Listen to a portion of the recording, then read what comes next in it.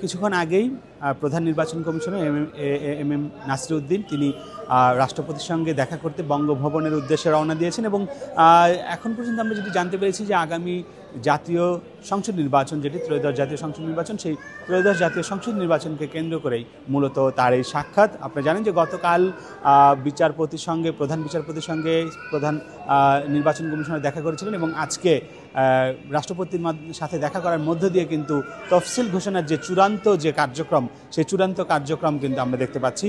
আমরা আরও বিস্তারিত একটু জানার চেষ্টা করব। আমাদের এখানে ইলেকশন কমিশন বিটের একজন সিনিয়র রিপোর্টার, আমরা একটু আপনার সঙ্গে যদি জানতে চাই, হুমান ভাই আপনার কাছে একটু যদি জানতে চাই যে এই যে আজকে কিছুক্ষণ আগেই রাষ্ট্রপতির সাথে দেখা করতে প্রধান নির্বাচন কমিশনার গেলেন, সাধারণত তফসিল ঘোষণার আগে এই যে তার দেখা করা, এর মধ্য দিয়ে কি আমরা হতে পারি যে আজকে তফসিল ঘোষণা হবে অথবা আগামীকাল কিংবা হবে কি না হবে না, এটি বলবেন?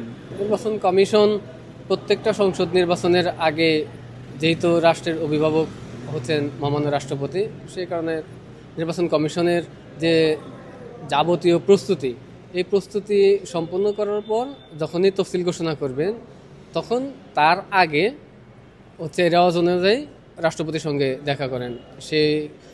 সেই হিসেবেই সেই রেওয়াজ অনুযায়ী হচ্ছে আজ আপনি দেখতে পেলেন যেমন নির্বাচন কমিশন রাষ্ট্রপতির সঙ্গে সাক্ষাৎ করার জন্য নির্বাচন ভবন ত্যাগ করলেন।